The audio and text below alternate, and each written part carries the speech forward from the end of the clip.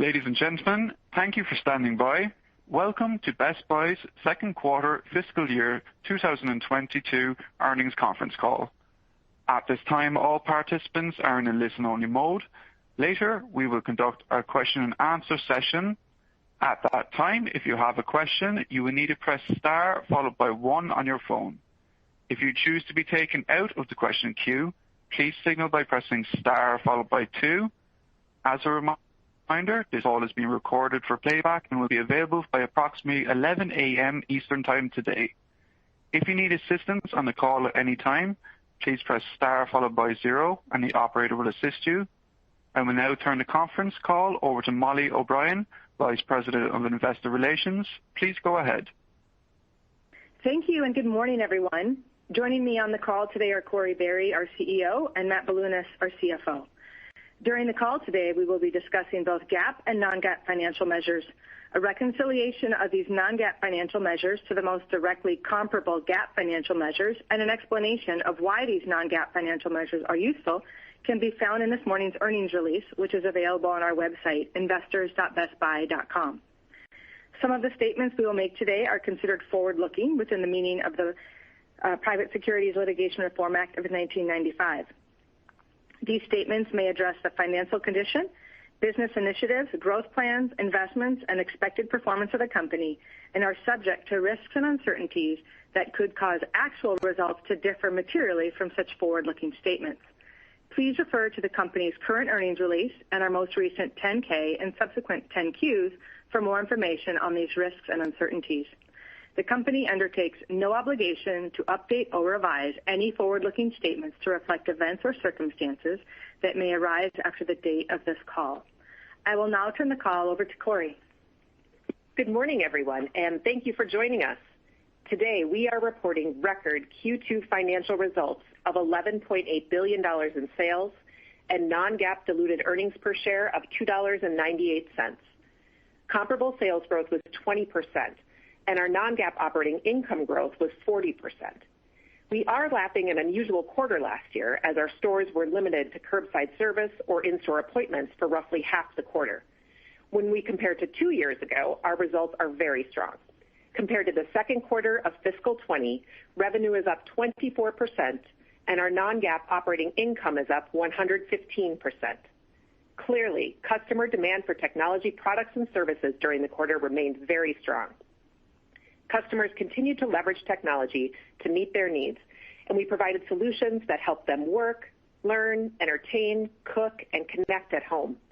The demand was also bolstered by an overall strong consumer spending, aided by government stimulus, improving wages, and high savings levels. From a merchandising perspective, we saw strong comparable sales growth in almost all categories. The biggest contributors to the sales growth in the quarter were home theater, appliances, computing, mobile phones, and services. Product availability improved in the quarter, and except for some pockets in appliances and home theater, we do not believe it materially limited our overall sales growth. Our merchant, demand planning, and supply chain teams once again did an amazing job managing through the difficult and constantly evolving supply chain environment. They worked strategically to bring in as much inventory as possible during the quarter, with actions like acquiring additional transportation, pulling up product flow, and adjusting store assortment based on availability. There will continue to be challenges, particularly as it relates to congested ports and transportation disruptions. But our teams have set us up for as strong an inventory position as possible as we move forward into the back half of the year. As we think about the holiday period, we often have varying degrees of inventory and supply chain challenges, and this year will be no different. But we feel confident in our ability to serve our customers during the holiday. The continued strong demand across retail resulted in an overall less promotional environment, which was a significant driver of our better-than-expected profitability in the quarter. During the quarter, we provided customers multiple ways to interact with us depending on their needs, preference, and comfort. Similar to last quarter, customers migrated back into stores to touch and feel products and to seek in-person expertise and service.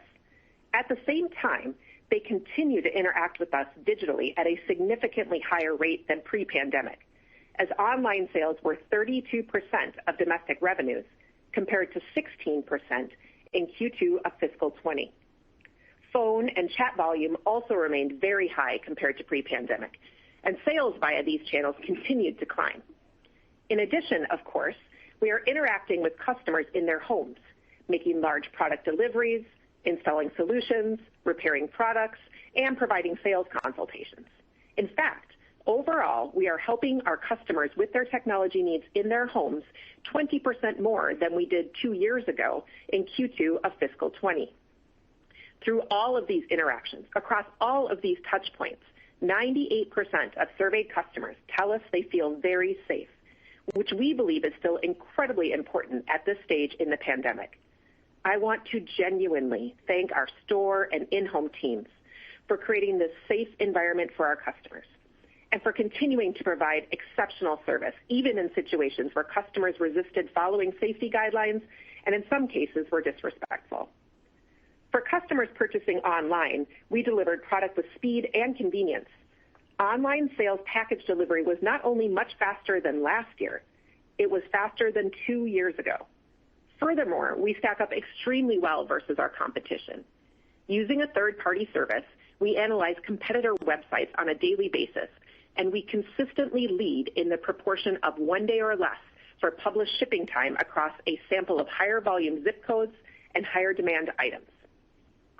In addition, we leveraged our stores to drive fast and convenient fulfillment of online orders. In Q2, we continued to see about 60% of our online revenue fulfilled by stores, including in-store or curbside pickup, ship from store, or Best Buy employees who are delivering product to customers out of more than 450 of our stores. The percent of online sales picked up by customers at our stores was 42%, similar to last year's second quarter. Clearly, the landscape as it relates to the pandemic has been changing rapidly, and we remain keenly focused on keeping our employees and customers safe. We are continuing to encourage all employees to get COVID vaccinations by providing them with paid time off when they receive the vaccine and providing them absence time to be used in the event they develop side effects.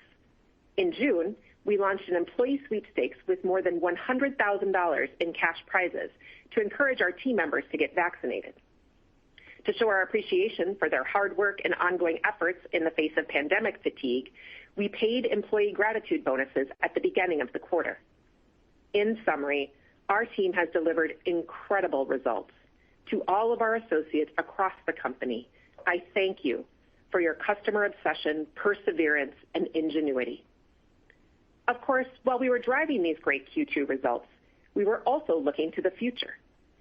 During the quarter, we continued to roll out and run several tests and pilots as we determine the best path forward to become an even more customer-centric, digitally focused, and efficient company.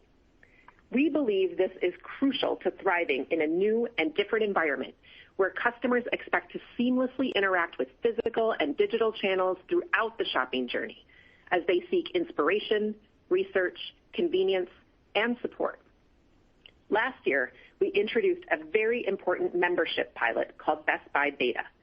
As a reminder, it includes unlimited Geek Squad technical support on all of the technology in your home, no matter where or when you purchased it, including 24/7 VIP access to dedicated phone and chat teams that are only available to members.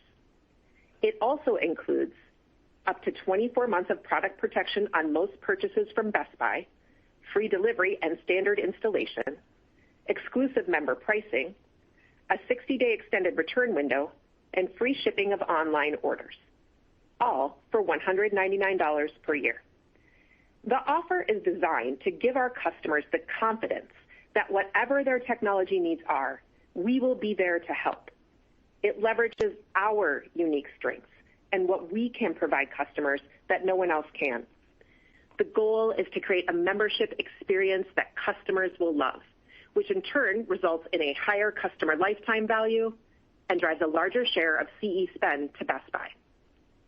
We are very excited about this membership offer, and we are encouraged by the pilot results. Membership acquisition has exceeded our initial forecasts. In addition, data is showing that beta members interact more frequently and have a higher incremental spend than non-members. Given the breadth of the offer, it is resonating well across all customer demographics, and our members are skewing younger than our Total Tech Support membership program. In addition, our employees love telling customers about the program. We plan to scale the program nationally in stores and online at the end of Q3 under the new name Best Buy Total Tech. As part of the national rollout, we will be converting our 3.1 million existing Total Tech Support members to the new program. I want to stress that the goal of the program is for customers to find value in the benefits and use them often. It is not designed to be a standalone margin-driving service offering, particularly in the near term. In fact, as Matt will discuss later, a full rollout is a near-term investment, which we are confident will be justified with incremental sales growth and long-term customer value. As it relates to our physical stores and operating model, we are continuing to pilot and test many approaches and formats. Specifically, we are testing more experiential stores, how we can leverage our stores and facilities for more fulfillment purposes, and how we can deliver customer experiences with a more flexible, digitally supported, and engaged workforce. We are not going to outline all of our initiatives today, but I would like to provide a few updates and learnings. We have begun implementing the pilot of our new holistic market approach in Charlotte. As we mentioned last quarter, this pilot is designed to leverage all our assets in a portfolio strategy across stores, fulfillment, services, in outlet, lockers, our digital app, and both in-store and in-home consultation labor.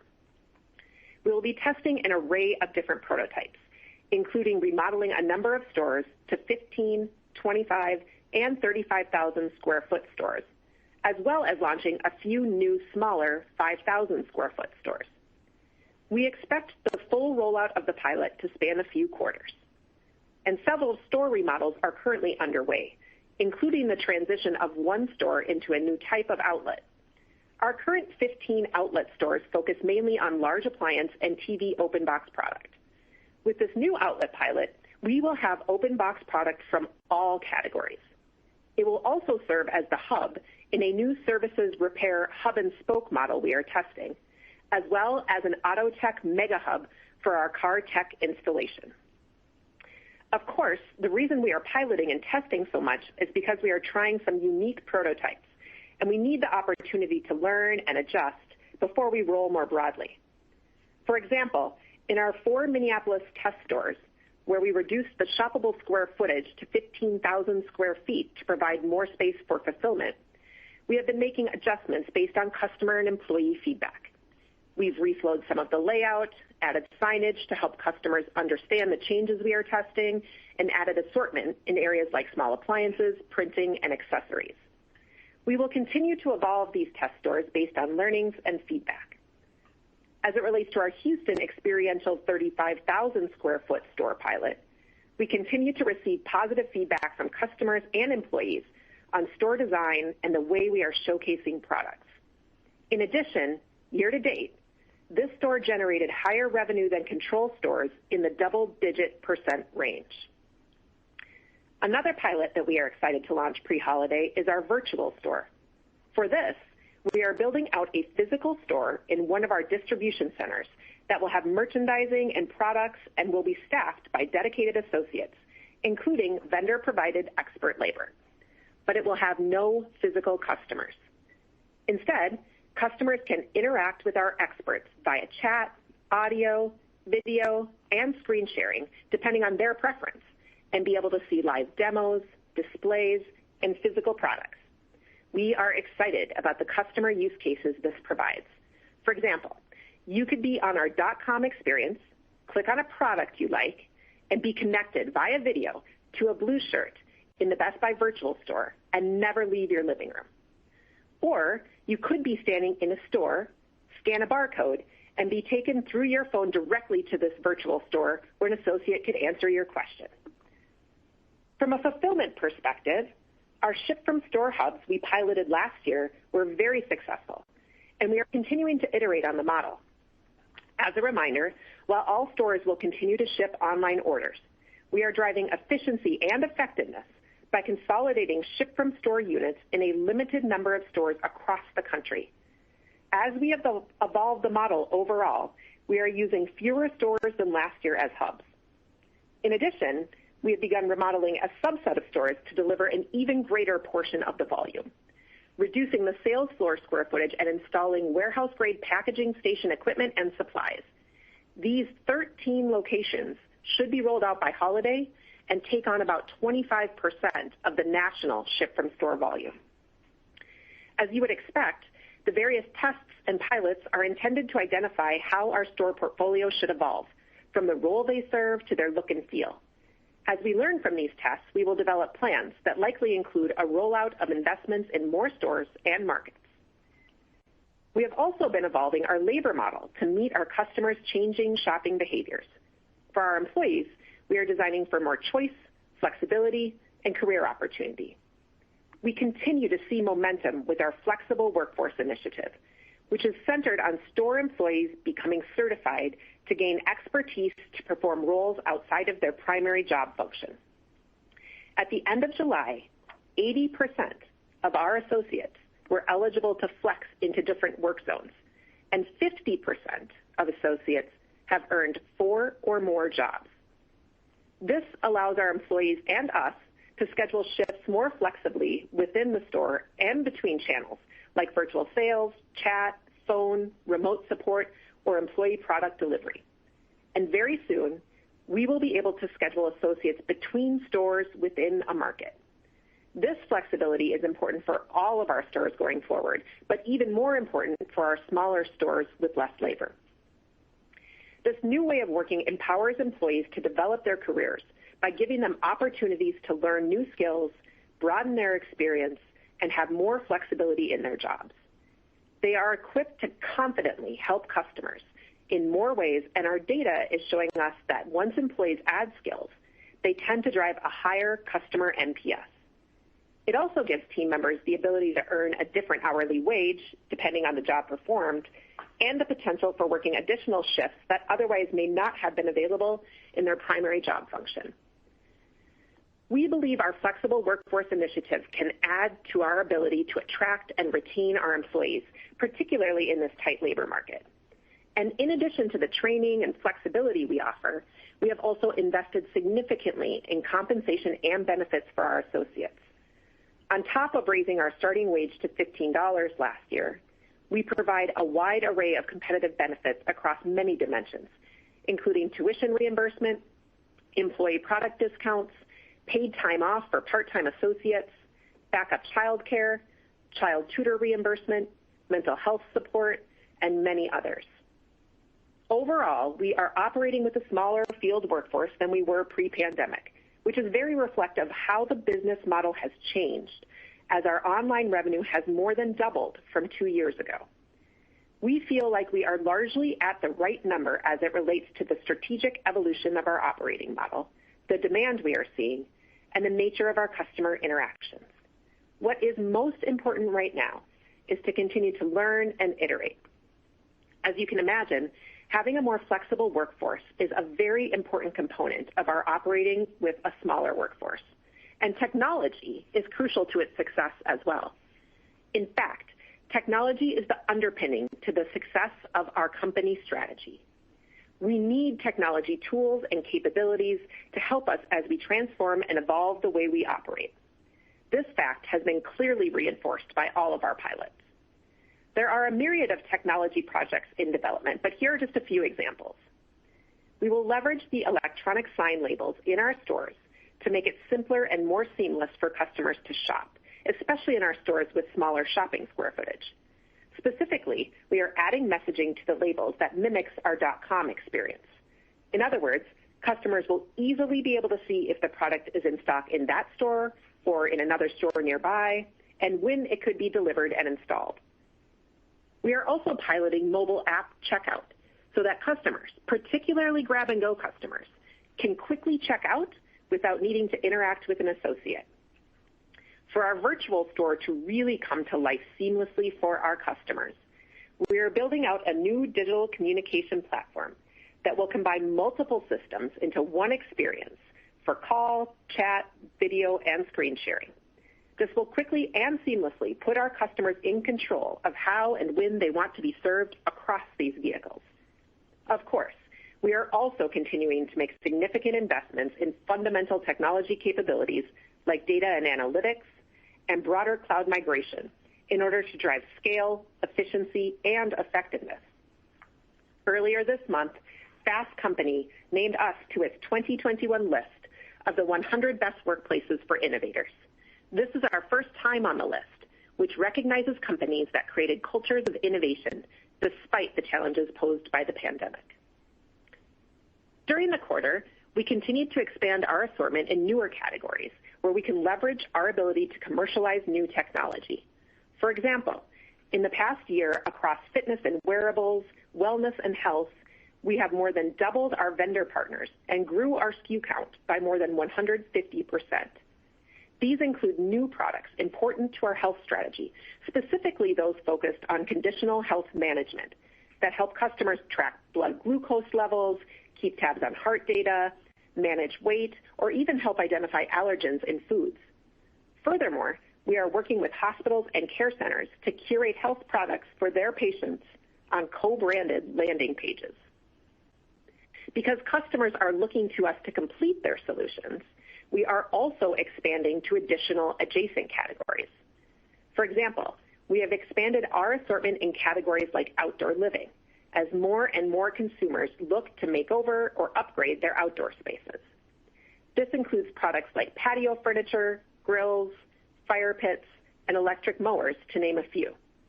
Many of these products are available online only as part of our digital-first strategy. Altogether, they are a small part of our overall business, but growing fast as we continue to add to the assortment. In the back half of the year, we expect to add more products in the fitness, beauty, sleep, pain management, vision, hearing, and electric transportation categories. Before I conclude my prepared remarks, I want to update you on our ongoing commitment to inclusion and diversity and our community. During the second quarter, we announced our commitment to spend at least $1.2 billion with BIPOC and diverse businesses by 2025. This pledge includes plans to increase all forms of spending with Black, Indigenous, and people of color businesses from nearly every corner of the company, from how we bring goods and services to stores to where and how we advertise. The goal is to create a stronger community of diverse suppliers and to help increase BIPOC representation in the tech industry. In addition, earlier this month, we announced we are investing up to $10 million with Brown Venture Group, a venture capital firm that focuses exclusively on Black, Latino, and Indigenous technology startups. The goal of this investment is to help break down the systemic barriers often faced by BIPOC entrepreneurs, including lack of access to funding, and empowering the next tech generation. To make a difference in our local communities, we are passionate about building out our Teen Tech Center program. These provide teens in disinvested communities access to the training, tools, and mentorship needed to succeed in post-secondary opportunities and careers. We are also building a diverse talent pipeline for jobs of the future. During the second quarter, we launched our first ever opportunity for customers to donate to the Best Buy Foundation in support of Teen Tech Centers. Between July 11th and September 11th, customers can choose to donate when they make a purchase, including at a Best Buy store, BestBuy.com, or the Best Buy app. We also just published our 16th Annual ESG Report, which outlines how we are working across the company to have a positive impact on our planet, employees, customers, and communities. In terms of the environment, this past year we exceeded our goal to reduce carbon emissions in our operations by 60% through investments in renewable energy and operational improvements. We are on track to reduce our carbon emissions 75% by 2030, and we signed the Climate Pledge, committing to be carbon neutral by 2040, a decade faster than our previous goal of 2050. We also have a robust trade-in program that brings a useful second life to products that might otherwise sit idle in someone's home or end up in a landfill. For products that need to be recycled, we continue to operate the most comprehensive consumer electronics and appliances take-back program in the U.S., taking back more than 2 billion pounds since 2009. Available on our corporate website, our ESG report also outlines the ways we support our employees and communities. In summary, we have delivered a remarkable first half against a volatile backdrop. I am so proud of the execution of our teams as they continue to safely meet the needs of our customers in ways that I would argue no one else can. Based on the strength of the business and our expectations for continued customer demand, we are raising our sales outlook for the back half. Of course, the environment as it relates to the pandemic is still rapidly evolving, and there is uncertainty as to the associated impact on many important factors, including consumer shopping behavior, share of wallet on services like dining and travel, return to office, and return to school. Furthermore, we continue to believe the holiday season will remain unique against that backdrop. That being said, our teams have proven they can and will continue to proactively navigate these factors, and they remain ready to respond and adjust the business as the environment potentially changes. Over the longer term, we are fundamentally in a stronger position than we expected to be in just 2 years ago. There has been a dramatic and structural increase in the need for technology, and we now serve a much larger install base of consumer electronics with customers who have an elevated appetite to upgrade due to constant technology innovation and needs that reflect permanent life changes like hybrid work and streaming entertainment content. This is only underscored by the recent Senate passage of the infrastructure bill, which will provide even more access to broadband and give us the opportunity to serve the needs of currently underserved communities. Our unique omnichannel assets, including our ability to inspire what is possible across the breadth of CE products, as well as our ability to keep it all working together the way customers want, truly differentiate us going forward in this new landscape. Now, I would like to turn the call over to Matt for details on our results and insights on our outlook for the next quarter and the full year. Good morning, everyone. We are once again reporting very strong financial results as the demand for the products and services we provide remained high during the quarter. On enterprise revenue of $11.8 billion, we delivered non-GAAP diluted earnings per share of $2.98, an increase of 74% versus last year. Our non-GAAP operating income rate of 6.9% increased 100 basis points. This rate expansion was driven by an 80 basis point improvement in our gross profit rate. Despite lapping actions to reduce our SG&A spend last year, we were able to leverage our SG&A 20 basis points on the higher sales volume. In addition, a lower effective tax rate had a 47-cent favorable year-over-year impact on our non-GAAP diluted EPS.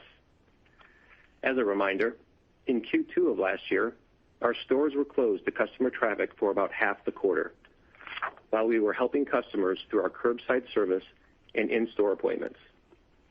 We also made several cost reduction decisions last year to align with the lower sales and channel trends we were seeing and expecting to continue at that point. As Corey mentioned, when comparing our results against 2 years ago, or the second quarter of our fiscal 20, total revenue grew more than 24%. Also, our domestic store channel revenue was higher than 2 years ago, despite almost 50 fewer stores and online revenue growth of almost 150% in that time frame. As a result of the higher revenue and adjusting our business model to a new customer shopping behavior, our enterprise non-GAAP operating income rate was 290 basis points higher this quarter than the comparable quarter from 2 years ago. Let me now share a few comments on how our Q2 performance compared to the outlook we shared on our last call. Enterprise comparable sales growth of 20% was above our estimate of approximately 17%. Our non-GAAP gross profit rate improved 80 basis points versus last year, compared to our outlook of approximately flat. As Corey stated, this better-than-expected gross profit rate performance was primarily driven by a more favorable promotional environment. Lastly, non-GAAP SG&A dollars grew 18% compared to last year, which was slightly favorable to our outlook of approximately 20% growth. Let me now share more details specific to our second quarter. In our domestic segment, revenue for the quarter increased 21% to $11 billion. Our comparable sales growth was also 21%. Stores that were permanently closed in the past year. Although that was still true this quarter, that impact was per remodel as a result of last year's unrest and fall outside of our comparable sales calculation. As a reminder, our comparable sales calculation includes revenue from all stores that were temporarily closed or operating in our curbside-only operating model during the period. This year, we expect to close approximately 30 U.S. stores compared to roughly 20 closures in each of the last 2 years. Consistent with our previous practice, we will make every effort to retain the employees from the closing locations. From a monthly cadence perspective, the strongest sales growth was in May. As expected, July's monthly comp was the lowest of the quarter as we lapped the reopening of our stores in June of last year. Turning now to gross profit, the domestic non-GAAP gross profit rate increased 90 basis points to 23.7%. The higher gross profit rate was driven by improved product margin rates, rate leverage from our supply chain costs, and higher profit-sharing revenue from our private label and co-branded credit card arrangement. Overall, the promotional mix and sales discounts for the full quarter were once again lower than the levels we experienced last year. However, our comparisons are now beginning to lap periods of very low promotional activity last year. In July, the overall promotional activity increased versus last year, but was still below the levels we experienced during fiscal 20. Moving next to SG&A. Domestic non-GAAP SG&A increased 19% compared to last year and decreased 30 basis points as a percentage of revenue. As expected, the largest drivers of the expense increase versus last year were, first, higher incentive compensation for corporate and field employees of approximately $100 million, which is partially due to the suspension of our short-term incentive program last year. Second, higher store payroll costs due to changes in our operating model last year. And third, the impact of lapping our COVID-related impacts last year that resulted in higher costs this year for advertising expense, medical claims expense, and our 401k company match. Lastly, we increased investments this year in support of our technology initiatives. When comparing to 2 years ago, domestic non-GAAP SG&A increased $94 million and decreased 310 basis points as a percentage of revenue. The largest drivers of the increase versus fiscal 20 were higher incentive compensation, technology investments, and increased variable costs due to the higher sales volume.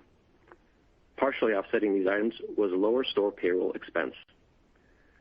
On a non-GAAP basis, the effective tax rate was 8.4% versus 23% last year.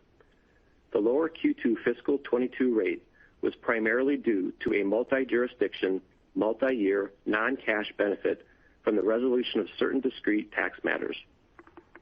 Moving to the balance sheet. We ended the quarter with $4.3 billion in cash.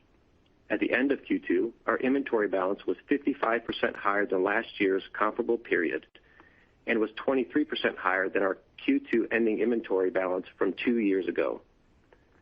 The increased inventory represents our plans to support the current demand for technology, as well as last year's unusually low inventory. Let me next share more color on our outlook for the second half of fiscal 22 and our updated assumptions for the full year. As we entered the year, as we lapped the strong comp growth in Q3 and Q4 of fiscal 21. Our original outlook also reflected a scenario in which customers travel and dining out. Although we are seeing some shift in consumer spending occur, the impact has been less pronounced than we previously anticipated.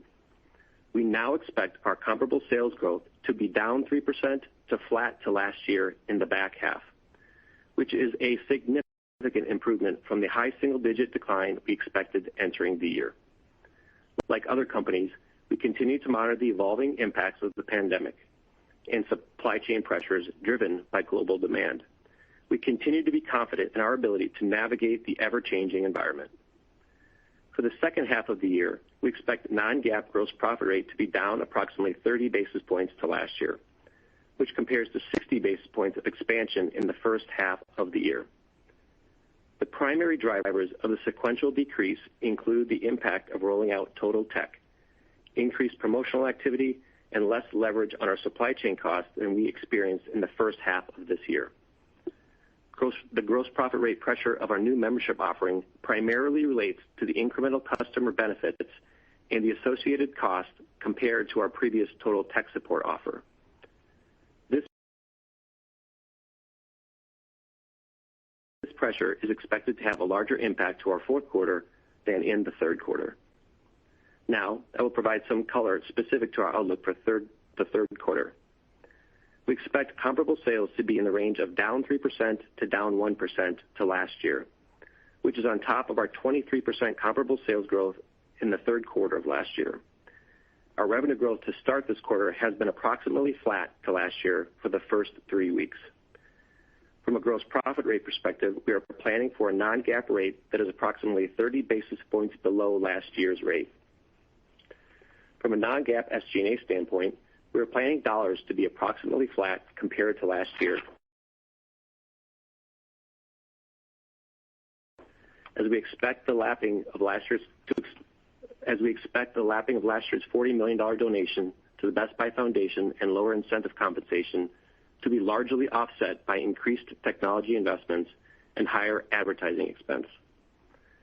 Turning to our full year outlook, we expect the following: enterprise revenue in the range of $51 billion to $52 billion, comparable sales growth of 9% to 11%, and a non-GAAP gross profit rate slightly higher than last year. For SG&A, we expect a growth of approximately 9%, which compares to the prior outlook of 6% to 7% growth. The increased expense is primarily due to higher store payroll costs and other variable items associated with the higher sales outlook. In addition, we expect the incentive compensation for the full year to increase by approximately $275 million, or at the high end of our previously provided range. We expect our non-GAAP effective tax rate to be approximately 20%. We expect capital expenditures to be in the range of $800 million to $850 million. And lastly, we expect to spend at least $2.5 billion successfully adapted to various changes to our operating model and a dramatic shift in customer shopping behavior. We have seen a surge in reliance and demand for technology as our customers also adapt to their changing needs. The result is that we now expect our sales will surpass $51 billion this year. That is more than $7 billion of increased sales over a 2-year period. Thank you to all our employees for driving these amazing results. I will now turn the call over to the operators for questions. Thank you. Ladies and gentlemen, if you would like to ask a question, please signal by pressing star followed by 1. That is star 1 to queue for a question. We'll move on to our first question from Steven Forbes of Guggenheim Securities. Please go ahead. Your line is now open. Good morning. I wanted to focus on the pricing and promotional environment together. The first part, right, is as we think about the price increases that are being passed through here to the consumer, can you sort of provide some context around the magnitude of them and how the industry as a whole is sort of addressing these, right? Whether, is everyone sort of passing them through, or do you see potential increases in promotional activity?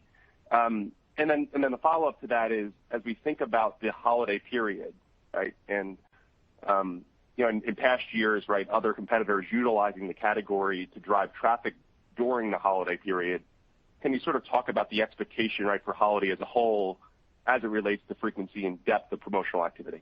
Thank you.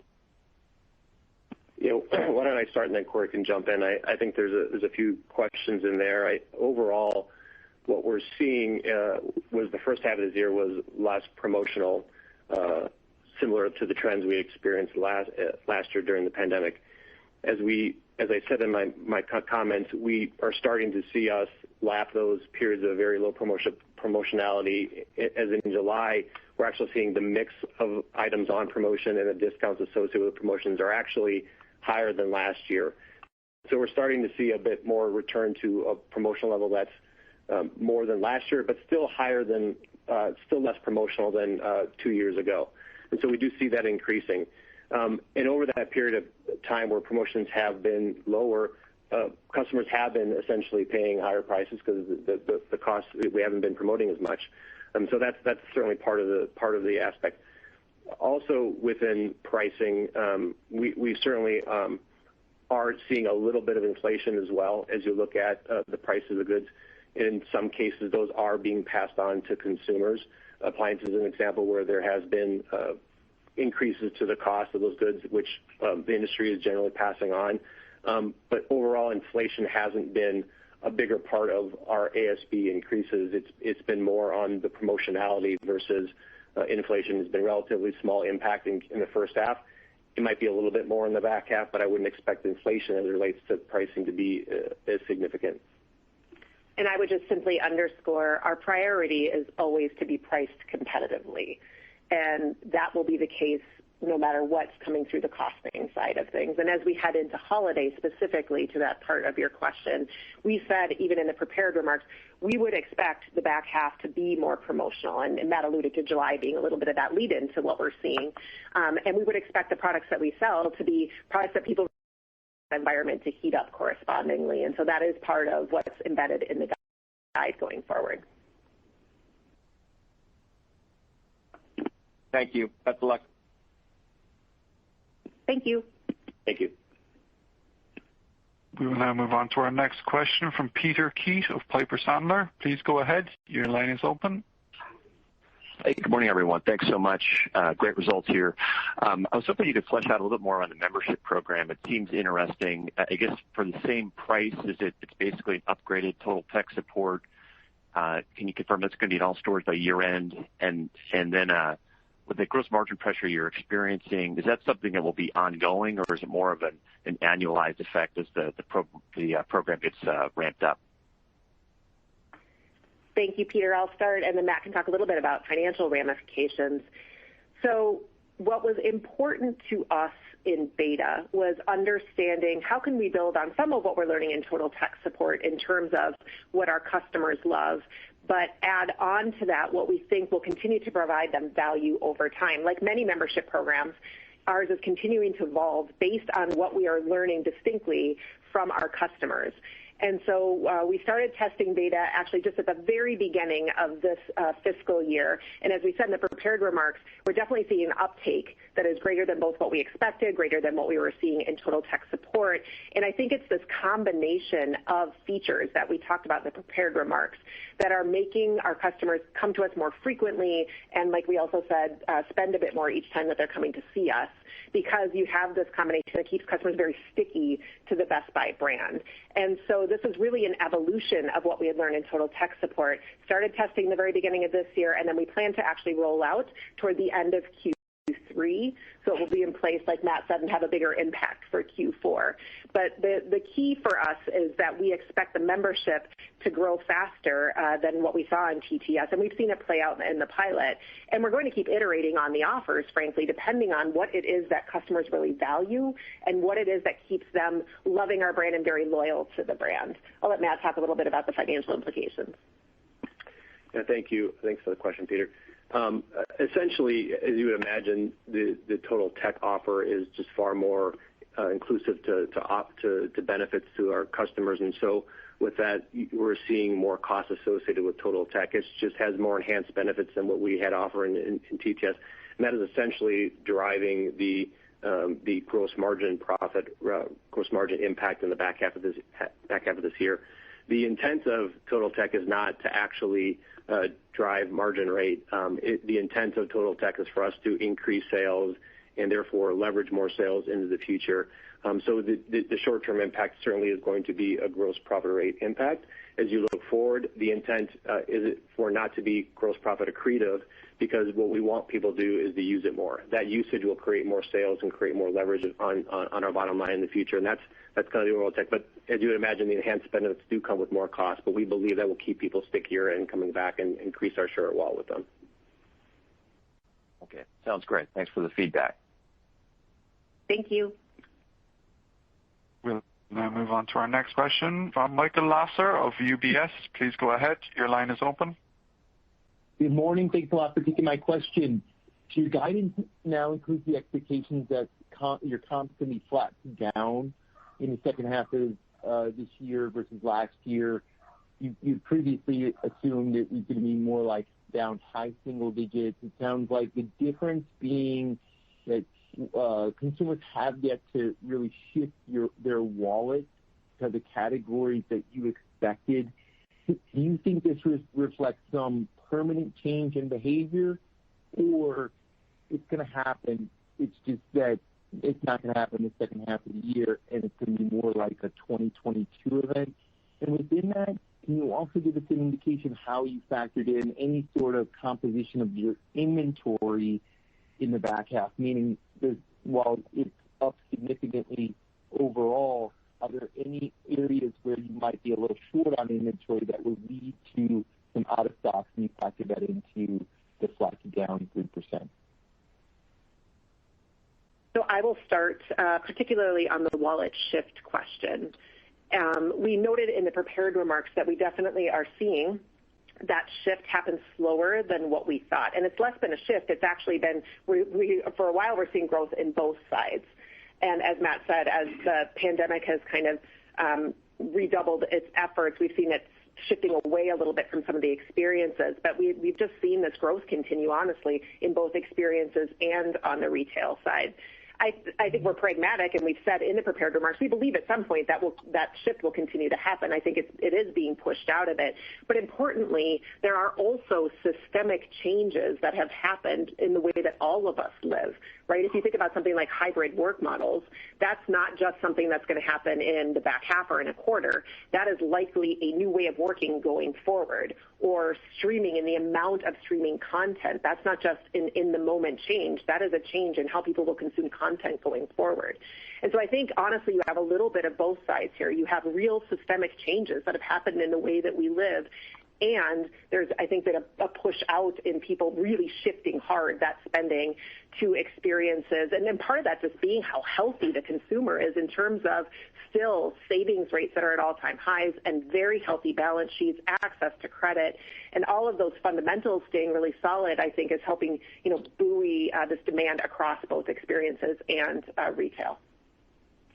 Yeah, and I'll just add a little bit. Corey did a great job explaining the consumer side of that. I think overall, as you talked about, we are now expecting flat to down 3% in the back half, and that's much better than we had expected at the end of last quarter, which was more closer to down approximately 8%. I think one of the things I would add to that situation is inventory. We feel like we're in a good spot as we look to the back half of this year. I think you asked about inventory. We are still seeing pockets of inventory, but quite honestly, we're in a really healthy, strong position, and are preparing ourselves very, very, very well for the holiday season. So that clearly adds to our optimism to the back half as well. There are still a lot of uncertainties as you look at it, but we'll update people as we go. And my follow-up question is on the promotional environment and gross margin. You mentioned that July you saw promotions higher than they were in 2020, but still down from where they were in 2019. So how have you factored in your gross margin expectation for the next couple of quarters, where the promotional environment is going to be? Will it still be higher than or below 2019? And under what conditions could you see some of the other players in the space start to become more promotional than they were in 2019, especially if sales really start to slow at a greater rate than you're expecting? I think overall we're always going to be very aware of what our competitors are doing in the back half, whether it's back to school or the holiday season. So we'll always be prepared to adjust as appropriately. We are very thoughtful about how we compete and where we compete, in being thoughtful managers of the P&L, if you will. But overall, I would say the promotionality, we would say probably a little bit higher than what we experienced last year or fiscal 21, but still less promotional than we saw in fiscal 20 starting right now. Again, we'll look at that and manage it as it comes and as we see the holiday unfold a little bit, but because we will fundamentally always be competitive. But I think generally we'll be more promotional than last year, probably less promotional than 2 years ago. Thank you very much, and good luck. Thank you. We'll now take our next question from Karen Short of Barclays. Please go ahead. Your line is open. Hi, thanks very much. Just a couple of questions to clarify. First of all, on the gross margin. So it's fair to say that with respect to the rollout of Best Buy Total Tech, that will pressure gross margins through 3Q of next year. That's just a clarification. And then my bigger picture question was, when you think about the overall higher installed base of consumer electronics since this pandemic began, wondering if you could give a little color on how you actually see the acceleration in the innovation cycle playing out, meaning obviously we'll have shorter and shorter life cycles leading to needs to upgrade more frequently, but wondering if you could just contextualize that a little bit. Thanks for the question, Karen. Yeah, I'll start, and then Corey can jump in on the last part of the question. We're not ready to guide next year yet, but so certainly we are expecting Total Tech to pressure Q3 of this year and Q4 of this year as we roll it out. As you can appreciate, we're still trying to understand usage at a rollout level, and so it's a little early for us to talk about how long that pressure will exist and in what line of the P&L. As I said, the goal is for it not to actually be accretive to margins. It's supposed to be used, and with that usage will come more cost. But overall, we do expect it to grow our sales over the long term and improve our experiences, increase that wallet share. So it's a bit early to tell how that impacts next year, but we'll obviously update people as we learn more. On the question of install base, it's my favorite question. We definitely are seeing more penetration of consumer electronics, and in many cases it's because people have consumer electronics for multiple locations and use cases in their lives.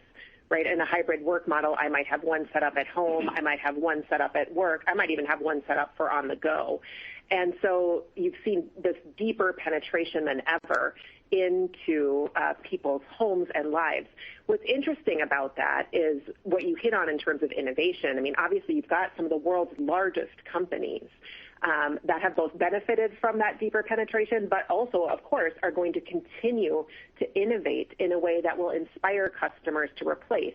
And we're definitely seeing, to your point, those replacement cycles condensing down as new attributes are coming online that are really useful to people. I mean, if you think about the evolution of just cameras in computers over the last year, because so many people are using video, now you've got cameras that track you even in tablets. And so there's just going to be this constant drive to be the next new interesting features and attributes that you add to products. And really what's fascinating is based on survey data that we're looking at right now, intent to purchase still remains very high in the next 12-month window, which to us says you've got people who already are trying to think about what might be that next product, either add-on or upgrade, that's going to help me live through maybe another year of on and off at-home schooling or another extended period of working from home. And so while these are really difficult numbers to get our arms around in terms of upgrade frequency, we are for sure seeing a customer that more and more often is looking for those new attributes, and then importantly, vendor partners who are really working hard to create that next suite of solutions that will kind of solve what we just talked about as being really fundamental structural changes in how we're living our lives. Great. Thanks very much for the color and great quarter. Thank you. We'll now move on to our next question from Brad Thomas of KeyBanc Capital Markets. Please go ahead. Your line is open. Hi, good morning. Great quarter. I was hoping you'd talk a little bit more about the outlook for comps as you think about categories. Obviously in 2Q, very strong results on a 1 and 2 year basis across the board. With comps having slowed a bit and the guidance for results to be declining in the quarters ahead here, how are you thinking about the categories that are going to be strongest and weakest? Thank you. Yeah, I think there's a lot of categories that will continue to see opportunities and growth in the back half of the year. Obviously, there's gaming could be an opportunity as you look at the last 6 months of this year, depending upon the levels of inventory that we receive. Appliances has been a category, both large and small, have been growing for years at a time. So we just see more opportunities there. Clearly, home theater has opportunities, as it always does in the back half of the year, especially over the holiday season. So those are some of the bigger ones. I'd say computing might be an area where it might be slowed based on the immense demand that it's had over the last several years going back, but there are a number of categories that will continue to grow. I think you likely also have some new category and new product introductions, both the new categories that we talked about that we're expanding into, while not as big, definitely provide some growth opportunity, as well as likely some new product launches here in the back half that always stimulate, back to the question about constant innovation, that always stimulate a little bit of demand as well. Great. And Corey, if I could follow up with a longer-term question about healthcare, I was wondering if you could just give us an update on how optimistic you're feeling about that growth initiative going forward. You did mention partnerships with hospitals and care centers that you're working on, but how are you feeling today versus the Analyst Day a couple of years ago in terms of the growth opportunity in healthcare? Yeah, so just as a reminder, there are three main aspects to our healthcare strategy. The first is the consumer health category. We talked a lot about that today, which is how you monitor a chronic condition such as diabetes or heart disease, and expanding our assortment of healthcare products in the way that only we can when it comes to commercializing new technology. The second area is active aging, which is all about emergency response device-based tools that can help those who wish to live independently in their homes. And that builds on some of the acquisitions that we've already seen. And then the third, which is a little bit more nascent, is virtual care. And that includes digital health caring center services that can connect patients and physicians to enable virtual care and remote patient monitoring. That one's the most nascent, and that one will take the longest to develop. On the first two, we remain really bullish, and you can hear even in our prepared remarks the amount of devices that are proliferating right now to help people manage their own care is absolutely incredible. And so on the consumer side, we feel really strong, as well as the active aging side, where we're starting to see that business rebound, especially as we're starting to see more people come back into our stores. And I think the appetite, as you think about virtual care, especially given the last 18 months that we've all gone through, and that ability to not always rely on an in-person hospital visit, but instead be able to monitor some of your vitals, I think, obviously there's an even greater use case now than there was 18 months ago. So when I put all of that together, I think broadly we remain really optimistic about how the future of healthcare can be changed through technology and the role that we can play in that.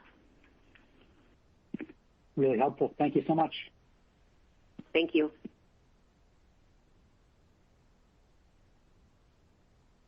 We'll now move on to our next question from Scott Mushkin of R5 Capital. Please go ahead. Your line is open. Yeah, guys, thanks for taking my questions. I had two, and one was just trying to get my arms a little bit better around that fourth quarter and what it might look like from an inventory perspective, from a margin perspective, and from an inflation perspective. It just seems, and the fourth quarter is always a challenge, but I was wondering if you could give us a little bit more maybe what you're thinking there. And then I had a longer-term question as well, and I'll start there. Yeah, thanks, Scott. I think I'll start, and Corey might need to jump on the last part there. I think overall for the Q4, we are very confident that we are going to have inventory to meet and support the demand of our customers. There's always a level of constrained inventory when you get into Q4. We are still seeing pockets of constraint now. We are in a very healthy inventory position. Clearly, we'd like to have more in certain areas, but we have a high degree, as we've talked about, transferability between categories and within category assortment to meet customers' demands. So we're feeling good there. I think overall, from a gross profit perspective or profit perspective, we did talk about how we expect to see gross profit rate pressure in Q4. Total Tech is certainly the bigger part of that pressure. We will see probably more return to more promotionality compared to last year, but again, overall, compared to 2 years ago, it should be less. But again, we'll watch and see where it goes and adjust accordingly. Terrific. I appreciate the color. And then my second question is what you guys talked about with the holistic market approach down in Charlotte. Again, just looking for maybe a little bit more detail. Are you guys going to be remodeling all the stores? How many stores do you have down there? When will it be complete? Just any more details around that. That sounds very exciting. Yeah, I am excited about what we're working on in Charlotte because I think it uniquely leverages all of our assets across both our physical assets, our stores, and for the most part, we aren't touching every single store. There will be a number of remodels, but it's not every single one.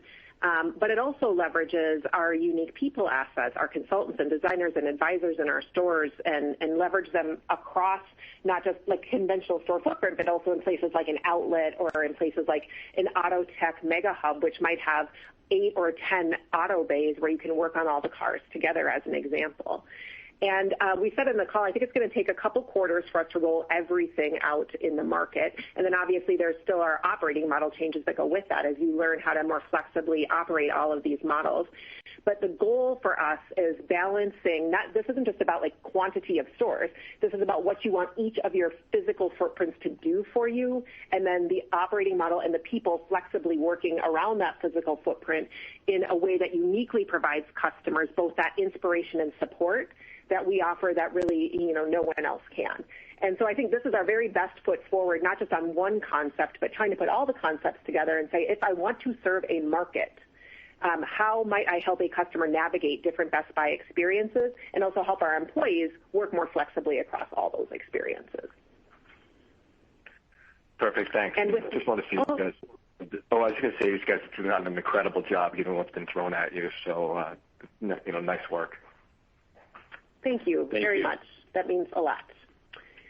So I just want to close by saying thank you again to all of our amazing associates, and thank you all so much for joining us today. We look forward to updating you on our results and our progress during our next call coming up in November.